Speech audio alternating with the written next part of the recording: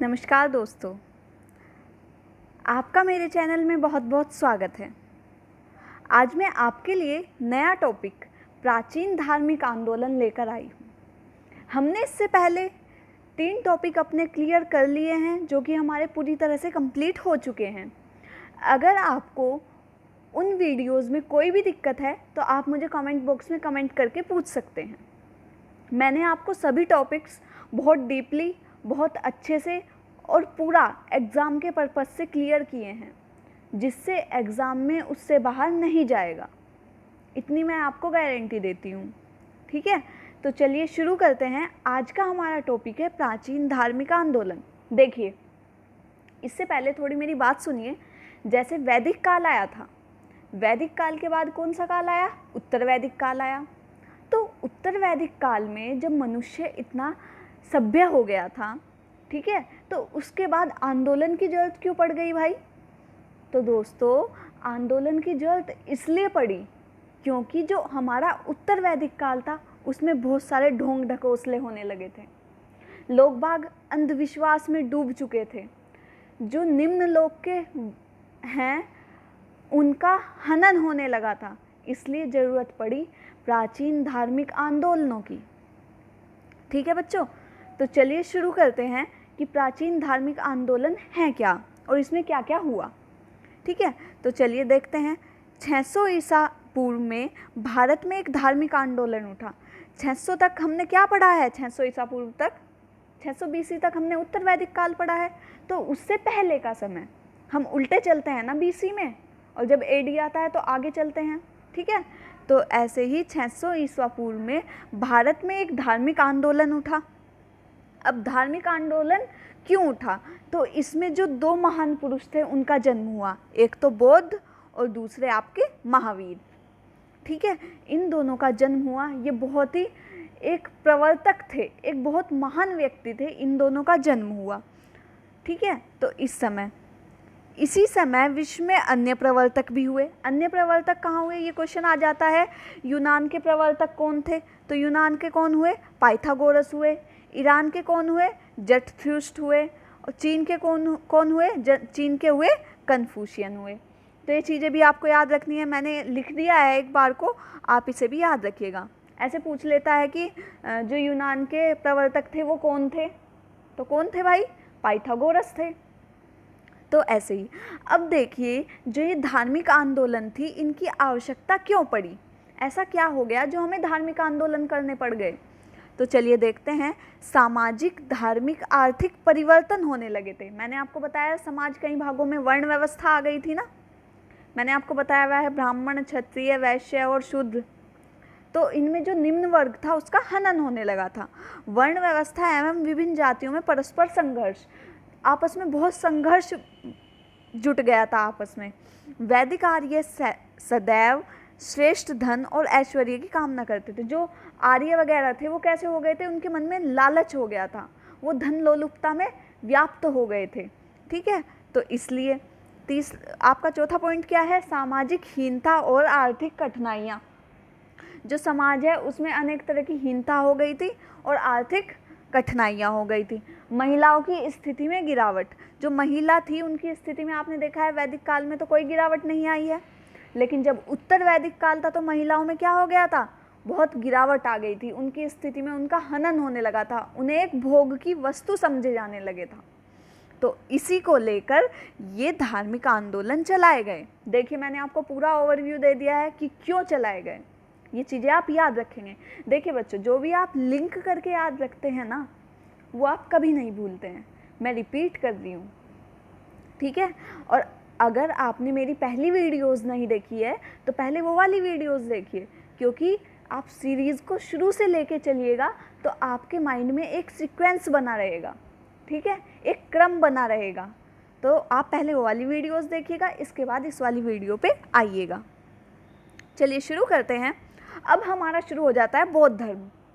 आपने बौद्ध के बारे में सुना होगा, हर किसी व्यक्ति ने सुना होता है लगभग। ठीक है, तो जो बौद्ध धर्म थे उसका उदय कैसे हुआ भारत में, वो देखते हैं। तो इसे किसने चलाया था? ये थे गौतम बुद्ध। ठीक है, जो इसके संस्थापक थे। इनके बचपन का नाम सिद्धार्थ था। बचपन का नाम एग्ज़ाम में पूछा जाता है, इम्पोर्टेंट है, ठीक है। जो बौद्ध धर्म के संस्थापक थे वो कौन थे? गौतम बुद्ध। इनका जन्म कब हुआ था? तो इनका जन्म हुआ था 567 ईसा पूर्व में। जन्म इनका पूछ लिया जाता है, याद रखिएगा। अब इनके जन्म जब हुआ तो जो इनके पिताजी थे तो उन्होंने जब इनकी भविष्यवाणी दिखवाई, जब बच्चा होता है तो उसकी भविष्यवाणी दिखवाई जाती है, तो जो कालदेव और कौंडिन्य थे उन्होंने ये भविष्यवाणी कर दी थी कि ये जो लड़का है ये बड़ा होकर सन्यासी बनेगा। तो उनके जो पिताजी थे उन्होंने इन्हें बहुत बिल्कुल ऐशो आराम में रखा, इन्हें महल से बाहर नहीं जाने दिया, बिल्कुल पूरी तरह से बिल्कुल विलासितापूर्ण जीवन इन्होंने बिताया। लेकिन जो भाग्य को मंजूर है उसे कौन रोक सकता है। तो क्या हुआ कि एक दिन ये भ्रमण के निकले महल में, तो तब इन्हें मनुष्य की 4 अवस्थाएं दिखी। इन्हें उस टाइम एक बूढ़ा भी दिखा। जब इन्हें बूढ़ा दिखा तो इन्होंने सोचा कि इन्होंने अपना जो रथकार था उससे पूछा कि ये जो है ये व्यक्ति है ये ऐसा क्यों हो रखा है। उसने कहा कि मनुष्य को एक दिन बूढ़ा होना पड़ता है, ऐसा कहा था। तो इससे तो जो सिद्धार्थ थे वो पूरी तरह से अपरिचित थे, क्योंकि वो तो महलों में ही रहे हुए थे, युवा व्यक्तियों के बीच में ही रहे हुए थे, तो उन्हें तो इस अवस्था का ज्ञान ही नहीं था। उसके बाद उन्हें एक अर्थी जाते हुए दिखी। उसने कहा ये क्या हो रहा है। तो जो उनका रथकार था उसने कहा कि महाराज ये जो होता है मनुष्य को एक दिन मरना भी होता है, जो जन्म लेता है उसे एक दिन नष्ट भी होना पड़ता है। उन्होंने सोचा अच्छा ऐसा भी होता है। फिर वो आगे चले, उन्होंने देखा एक सन्यासी बैठा है। उन्होंने रथकार से फिर प्रश्न किया कि महाराज ये क्या है। रथकार से कहा तो उस रथकार ने कहा महाराज ये जो है ये सन्यासी है, ये अपने भोग विलास ऐशो आराम को त्याग कर मोक्ष प्राप्ति के लिए पूरी तरह से सन्यास ले लिया है। इन्होंने हर चीज़ को छोड़ दिया है, ठीक है। ये मोह माया से ऊपर उठ चुके हैं, ये एक प्रसन्न जीवन जी रहे हैं, ठीक है। तो सारे दुखों से अपार पा लिया है इन्होंने। तो एक ऐसी अवस्था है। तो तब से ही गौतम बुद्ध ने संन्यास लेने का अपने मन में संकल्प ले लिया था। तो ऐसे ऐसे करके जो उनकी भविष्यवाणी थी वो एक दिन सच ही हो गई थी। चलिए अब ये तो एक कहानी के रूप में, अब चलिए इनके इम्पोर्टेंट फैक्ट पढ़ लेते हैं कि क्या क्या है, क्या एग्ज़ाम में पूछा जाता है। अब देखिए जो स्थान था, इनका जन्म कहाँ हुआ था? कपिलवस्तु में लुम्बिनी गांव में इनका जन्म हुआ था। इनका विवाह कब कर दिया गया था? इनका विवाह हुआ था 16 वर्ष की उम्र में। इनकी पत्नी थी यशोधरा और पुत्र हुआ था इनके एक राहुल, जिसका नाम था राहुल। चलिए आगे बढ़ते हैं।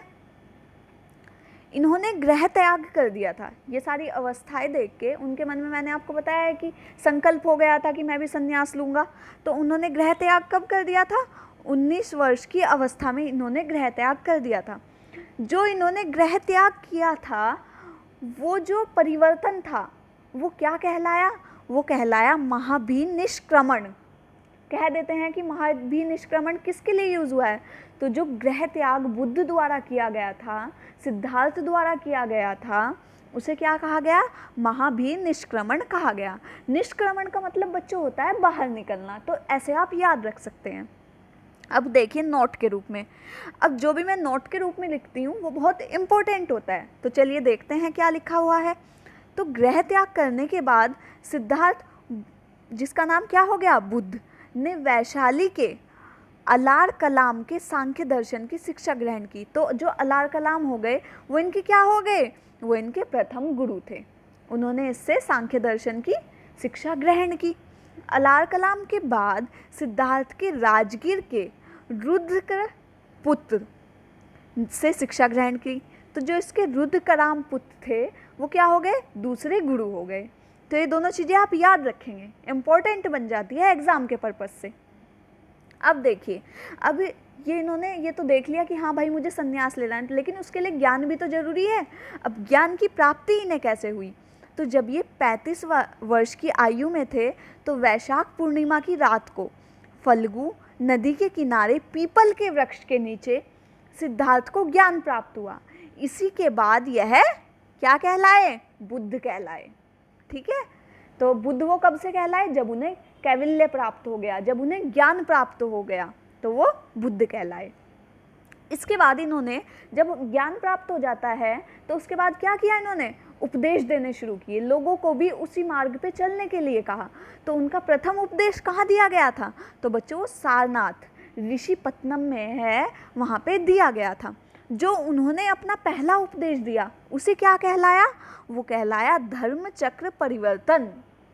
मतलब देखो इसे कैसे याद रख सकते हैं, महावीर निष्क्रमण तो कैसे याद कर लिया, निष्क्रमण मैंने होता है बाहर जाना।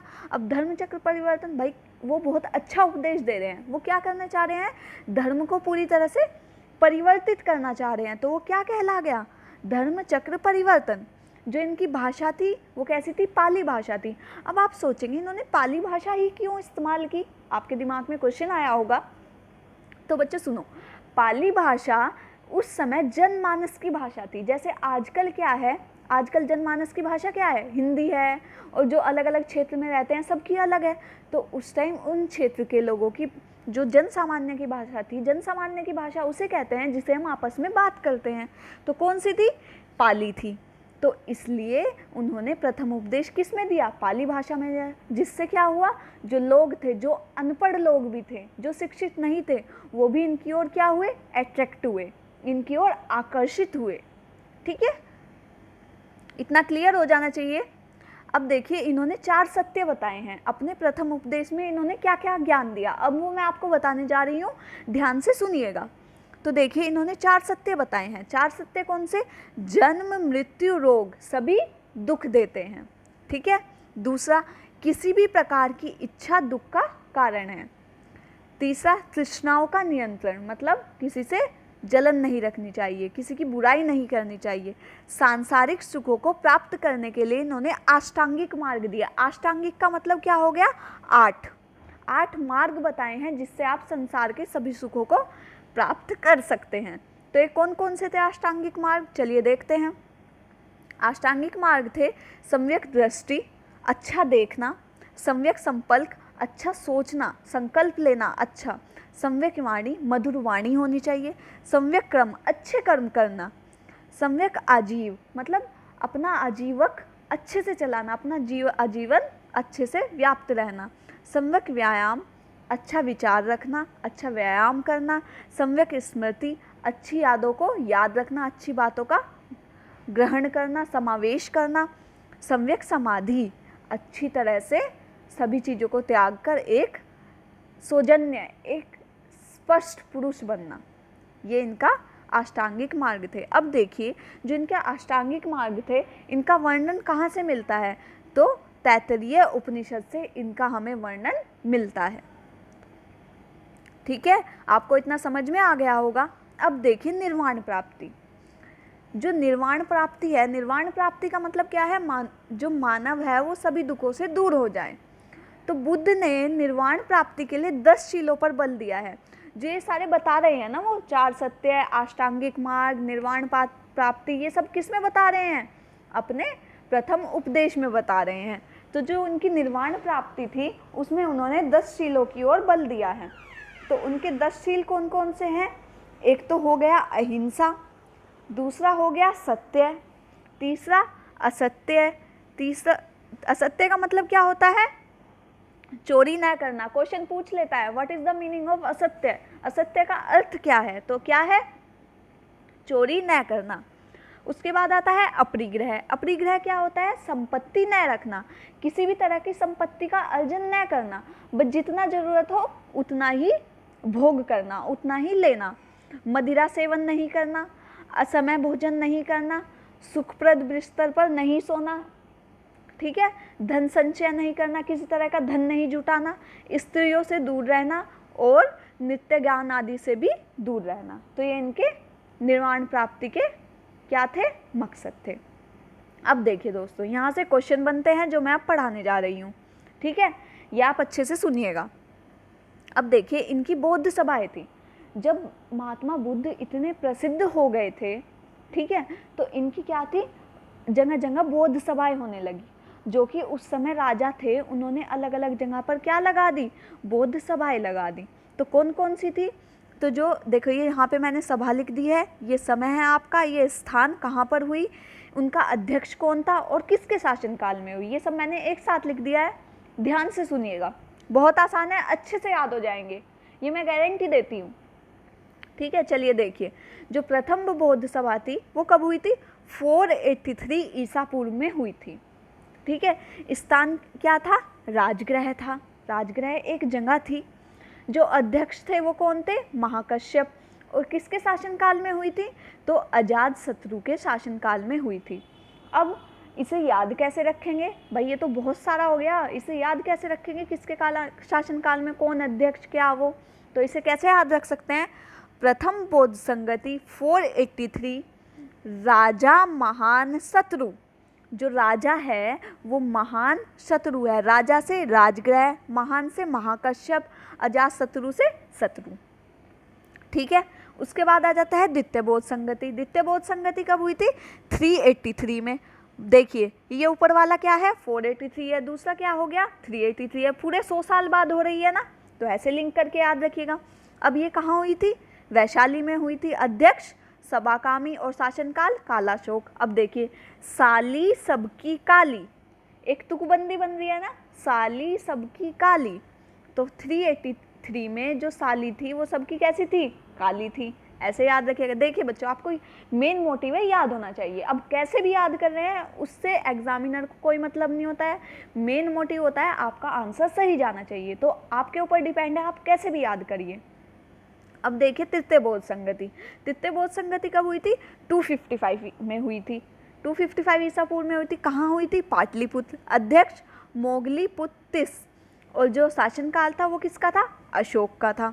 अब देखो, पटाओ मत अशोक। ठीक है, अब वो क्या कह रहा है? पटाओ। पटाओ से क्या हो गया? पाटलिपुत्र। मोगलीपुत्तिस से क्या हो गया? मो और ती, मत। और इसके बाद क्या हो गया? अशोक।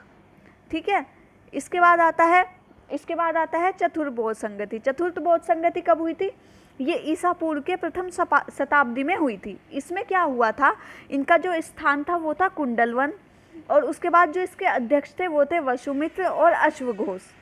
ठीक है, और जो इनका शासनकाल था वो था कनिष्क के काल में हुई थी।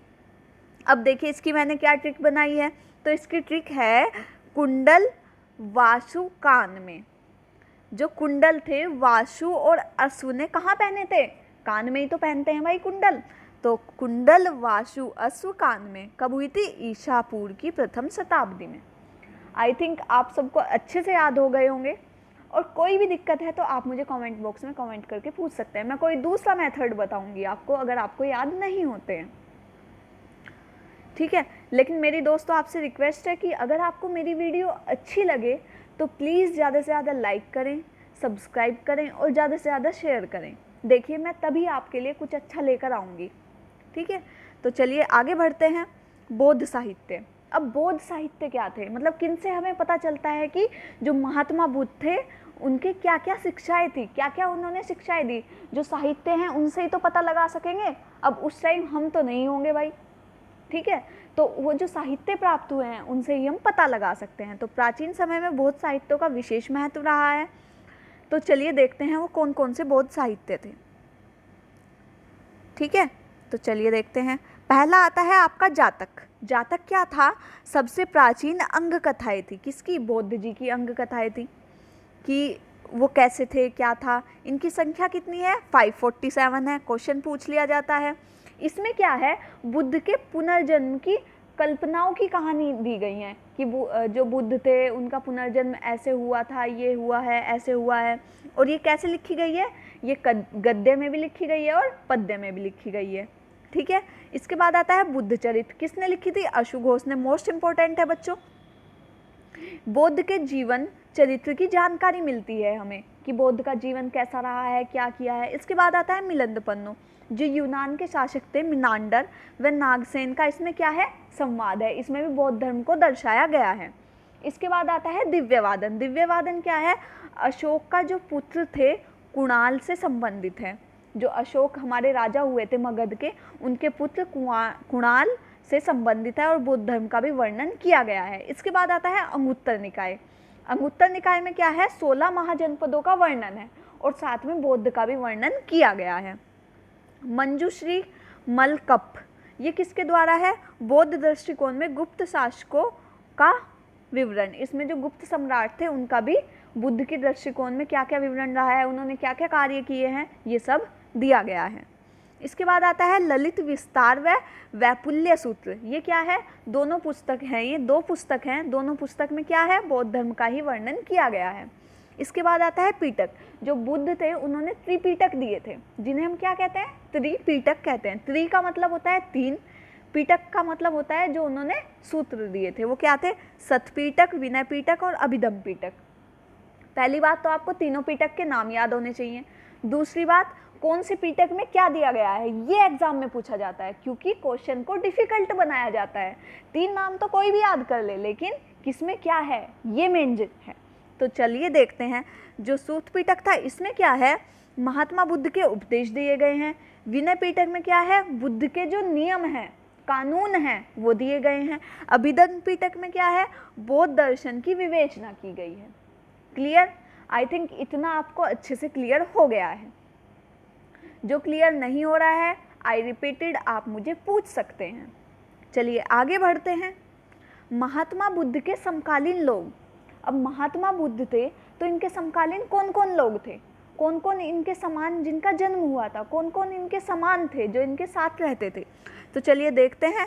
पहला है आनंद। आनंद क्या थे, इनके शिष्य थे एक, उन्होंने क्या कहा था कि बुद्ध भगवान जी जो स्त्रियां हैं उन्हें भी अपने में शामिल कर लेते हैं, उन्हें भी आपका जो कैवल्य है वो प्राप्त होना चाहिए। किसने कहा था, आनंद ने। इसके बाद आता है शारिपुत्र, ये भी जो बुद्ध थे उनके प्रिय शिष्य थे।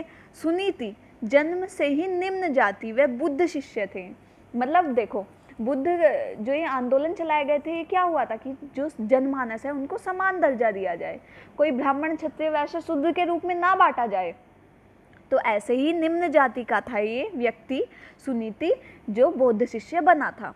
इसके बाद आता है प्रसेनजीत, कौशल का राजा, वो भी इनका शिष्य था। बिंबिसार मगध के राजा थे। अजातशत्रु जैन धर्म के उपरांत इन्होंने बौद्ध उपासक हो गए थे। बौद्ध की शिक्षा देखकर, उनकी शिक्षाओं को सुनकर ये बौद्ध के उपासक हो गए थे। क्वेश्चन आ जाता है, जैन धर्म को त्याग कर कौन ऐसा शासक रहा है जिसने बौद्ध धर्म को अपनाया है, तो कौन रहे हैं, अजातशत्रु रहे हैं। अंगुलीमाल डाकू, आप जब आप बचपन में थे आपने अंगुलीमाल डाकू की कहानी सुनी होगी कि वो जो तर्जनी उंगली थी, मतलब जो हमारी जो लास्ट की उंगली होती है, छोटी उंगली होती है, उनकी उंगली को जिस व्यक्ति को मारता था उंगली काट कर उनकी माला बनाकर पहनता था, तो उन्हें भी इन्होंने सुधार दिया था। एक बार ऐसा माना जाता है, एक बार जो भगवान बुद्ध थे तो वो जंगल में जा रहे थे, उन्हें जो ये डाकू थे वो मिले। डाकू ने मतलब इनसे भी ऐसे ही कल्पना की कि मैं इनकी उंगली पहनूंगा, तो महात्मा बुद्ध ने इन्हें एक लाइन कही थी कि मैं भी स्थिर हूँ और मैं यहीं स्थिर हूँ और जो मेरे आसपास की चीज़ें हैं वो सभी चल रही हैं। तो इस सेंटेंस का अंगुलीमाल डाकू पर इतना प्रभाव पड़ा कि वो इनका भक्त बन गया था। क्लियर। इसके बाद आता है महाप्रजापति, वो क्या है, बुद्ध का लालन पालन उन्होंने किया था। क्लियर हो जाना चाहिए इतना। अब देखिए, हमने इतना कर लिया, अब बुद्ध की मृत्यु कैसे हुई थी। अब देखिए, बुद्ध की जो मृत्यु हुई थी वो 80 वर्ष की अवस्था में, जब वो 80 साल के थे तब हो गई थी, ठीक है। और उन्होंने मतलब अपना शरीर त्यागा था, स्वयं त्याग कर दिया था। कब हुई थी, 483 ईसा पूर्व में। कहाँ हुई थी, कुशीनगर, देवरिया, उत्तर प्रदेश। आ जाता है, इम्पोर्टेंट क्वेश्चन है। तो जो इनकी मृत्यु हुई थी उसे क्या कहा हमने, महापरिनिर्वाण। निर्वाण मतलब सब कुछ त्याग देना, ठीक है। तो इनकी जो मृत्यु थी उस घटना को क्या कहा गया, महापरिनिर्वाण, ठीक है। हमने क्या क्या पढ़ा है, घर त्याग को महाभिनिष्क्रमण। इसके बाद क्या आया था, जो इन्होंने पहला उपदेश दिया उसे क्या कहा है, धर्मचक्र परिवर्तन, सारनाथ में जो दिया था। इसके बाद जो मृत्यु हुई है उसे क्या कहा है, महापरिनिर्वाण। आई थिंक इतना आपको क्लियर हो जाना चाहिए। मैं इसके 2 पार्ट्स बनाऊंगी। आज की वीडियो में इतना ही। आप इतनी ही वीडियो को अच्छे से याद कीजिए, क्योंकि ज़्यादा लंबी वीडियो फिर आपके लिए भी याद करना मुश्किल हो जाता है। तो अगली जो वीडियो होगी मैं उसमें हीनयान और महायान, जो इसके बौद्ध धर्म आगे जाके 2 भागों में बट गया था, ऐसे क्या रीज़न रहे, उसका क्या परिणाम निकला, ये सब हम अच्छे से अगली वीडियो में करेंगे। वो मैं आपको कल या परसों में अपलोड कर दूँगी। लेकिन तब तक आप इसे अच्छे से याद कीजिएगा, अच्छे से ध्यान से पढ़िए। तब तक के लिए थैंक यू सो मच। और हाँ, अगर दोस्तों प्लीज़ आपसे रिक्वेस्ट है कि अगर आपको मेरी वीडियो अच्छी लगे तो प्लीज़ ज़्यादा से ज़्यादा लाइक करें, सब्सक्राइब करें और ज़्यादा से ज़्यादा शेयर करें। Thank you so much.